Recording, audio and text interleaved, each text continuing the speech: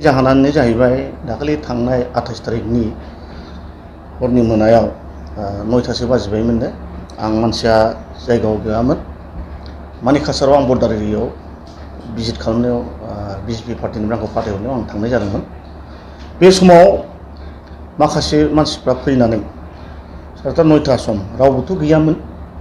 बे समाव फैनानै आंनि दरजाखौ बिथांमोना खेबनै खेबथाम जोनानै थांदों। बियो सीसी केमेरायाव नुजादों। हयथ' न'नि मानसिफ्राबो नायनो रोङाखैमोन, ओंखायनो एसे लेट जादों। साननैनि उनाव बेखौ मोननायनो मैया मोननाय जादों सानसेनि उनाव। ओमफ्राय दा बाथ्राया बेनो, आंथ' दिनैसिमबो बिजेपिआव जयनिं जानायनिफ्राय खुनु मानसिखौ आं गाज्रि खोथाबो बुंफेराखै, बखियाखैमोनबो। नाथाय जाय बिथांमोना जोनानै थांदों बिथांमोननि नाम गुन जेबो गैयामोन। नाथाय बिथांमोना दा आं नुनो मोनबाय दसे एसे सिगाङाव बिथांमोना आंनि उल्थायै प्रेस मिट होदों। प्रेस मिट नायनानै नुबाय आं मानसिफोरखौ आं गासिबो सिनायो, जाय खाथियाव जिरायनाय बिसोरो। सासेयाथ' फुराना आंनिनो बिपिएफ थानाय समाव आंनिनो बिपिएफनि पिसिडिसिनि चेयारमेन। सासेयाथ' बनगाव समस्तिनिनो इउथनि जेनेरेल सेक्रेटारि। बिथाङा दहाय आं थाफानायाव बिसोर जिथु प्रेस मिट नुदों, बिथांमोना आंखौ मोनसे ब्लेम होदों। जोंथ' बेनाव दर्ज होनानै थाङाखैमोन, नाथाय बिथाङा जोंखौ थगायबाय थादों। 2017आवनो जों बिथांनो खामानिनि एगेन्सै फैसा होदों होननानै बुंदों। नाथाय बिथांमोना माब्ला होफैया, माब्ला होफैखो बिसोरनि फैसाखौ आं खिन्थु थाइसेबो नाजावनो मोनाखै। नोंथांमोना सोंनो हागोन बिसोरनाव थांनानै आंनि आखायाव होदों ना सोरनि आखायाव होदों। आं बिसोरनिफ्राय आखाइनिफ्राय थाइसेबो आं थाखा नाजावफेरनाय आंहा रेकर्ड गैया, आरो आं बिदि रावखौबो थगायफेरा। नाथाय आंजों गोबां मानसिफोर थायो, नो डाउट। हयथ' सोरबाफोरनि आखायाव होफ्लांदोंबा आंहा बुंनांगौ गैया, खिन्थु बिसोरनिफ्राय आं थाइसेबो थाखा लायाखै। बिथांमोना जुदि प्रुफ दंबा आंनो होफैदों, आं बेखौ बिजिरगोन। दा बिथांमोना गावसोरनो बुंनानै लाबाय, राजिब साराथ' बिदि बुंनो नाङामोन, जोंथ' दर्जनो थाङाखैमोन मायाखैमोन होनलाबायनानै लादों दा मिडियायाव। आरो गोसो गैयामोनब्ला, गोसो सिङाव गाज्रि नङामोनब्ला दर्जाखौ मानो जोनो? माबा मोनसे मोजां रायज्लायनांगौ गोसो दंबाथ' हाबनानै आरामसे रायज्लायनो हायोना, नङा होमबा? न'आव आंहा रावबो गैया, आंनि बिसि सासेल' दङ, फिसाजो सासे दंमोन ओइदिनखालि। आंथ' बाहेरायावखासो, बाहेरायाव थांदों। ओमफ्राय फैनानैसो खिथाबाय। गोबां मानसिखौ गाज्रि खोथाबो बुंलांदों। आरो बेल' नङा, बेफोरनि माखासे फुराना जायजोंनो आंजों थाफाग्राफोर बिथांमोनानो आंखौ सम सम बेबादिनो प्रेसार होफैयो आरो गाज्रि खोथा बुंलाफैयो। ओरै माबादों होनलाफैयो। सोरबा बुंनांगौ बिपिएफआव फैफिननांगौ बुङो।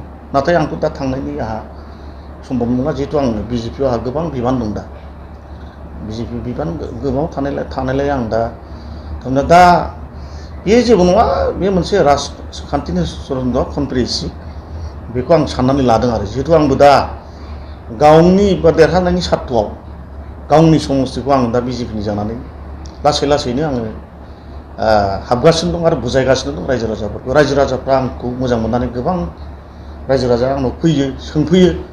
हयथ' बेफोरखौ नुनानै बिथांमोना हयथ' हिंसाबो जादों जानो हागौ। जिहेतु बिसोर बुंबाय थादों क'क्राझार डिस्ट्रिक्टआव रावबो बिजेपि गैयामोन। बे राजिब बांगाल ब्रह्म, बे राजकुमार सिमनाथ बिथांमोनानो लाबोजेनबाय। बिटिसिआव बिजेपि गैयामोन, बिस्वजित दैमारि मोननानै लाबोबाय, रेवराव नार्जारि मोननानै लाबोबाय होननानै बिथांमोना बुंनायखौ आं खोनाबाय थायो। दा लासै लासैनो बिजेपिआ स्ट्रं जाबोबाय थानायलाय बेखौ नुहुरनानै बिथांमोना हयथ' बेखौ राजनितिक मोनसे खैसार सादों। बे आंनि केरियारखौ बिथांमोना दंस' खालामनो नाजादों, आं बेखौ साननानै नुहुरदों। जाहाथे बिथांमोना प्रेस मिटबो होलायथारबाय, जेब्ला नङै बाथ्राखौनो फोलानानै दिनैहाय थाखा एथ' लादों माबा लादों होननानै बिथांमोना बुंबाय। बेथ' एकदम नंखाय। बिथांमोना प्रुफ होफै, बबे थारिखआव आंनो फैसा होफैयामोन, बबे टाइमाव बिसोर मा ड्रेस गाननानै फैयामोन, मा गारि लानानै फैयामोन। बिथांमोननो आंनो जुदि बेखौ बुंनो हायोब्ला मा, आंहा जथेस्थ' गावनो सोलिनांगौ बिजनेसफ्राव आं लन लानांबाबो बिथांमोननि थाखाखौ आं सुख'गोन जुदि प्रुफ दंब्ला। नाथाय दिनै आं बेखौ नुहुराखै, प्रुफ होनो हाया बिथांमोना नेभार। खिन्थु जेबो नङा, बियो राजनितिनिफ्राय मारै आंखौ डाउन खालामनो, बिजेपिनिफ्राय मारै डाउन खालामनो हानो, बिजेपिखौ क'क्राझार डिस्ट्रिक्टनिफ्राय मारै होखारफिननो हानो, बे आस्लाखौ लानानैनो बिथांमोना बे खामानिखौ मावदों जानांगौ होननानै आं साननानै लादों।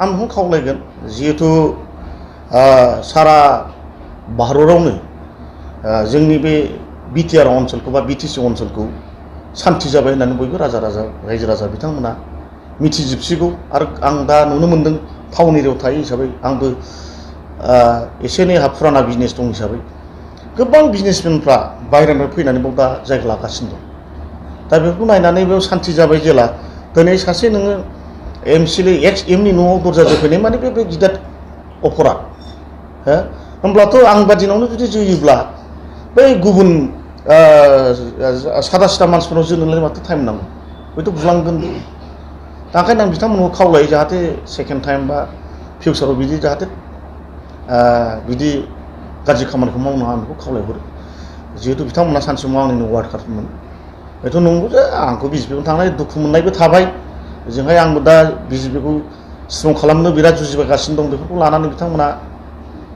रागा जोंनायबो थाबाय थेवब्लाबो दर जोंनायनियाथ' बिसोरखौथ' दर जोंनो थिनाखैना रायज्लायनो हायो फैनानै मोजाङै आंनाथ' 24 घन्टा आंना गेटआ खुला थायो दा 10टा बाजिनिफ्रायनो दा आं लोगो हमो गुबुन बिथांमोना बिदि जोला फैनाया थिग जायाखै दा ओंखायनो फिउचाराव जाहाथे जिखुनु पार्टियानो जा जेसेबां पार्टि दं राजनितिक दोलोनि बे बिथांमोना जाहाथे बिदि खामानिखौ मावा बेखौ आङो सासे एमसिएलए जानानै बयखौबो खावलायहरनाय थाबाय आयेनाथ' दा नों नुजोब्बाय भिडिअ फुटेज थाजोब्बाय आंखौथ' गोजौ लेभेलनिफ्रायबो बिराद सोंहरगासिनो दं एफआइआर होनांगौ होनांगौ होननानै खिन्थु आं मानसिफोरनि नामखौ मिथियामोन आङो एफआइआर गावसोरनो दहाय आं नुबाय गावसोरनो माने मिडियायाव होना सिखार जाना लाजोब्बाय जों जोहैदों जोंनो होननानै थाङाखैमोन जों जेब्ला नों फन हमबाबो हमा आरो मानसियानो गैया दा उफाय गैया आंनो आरो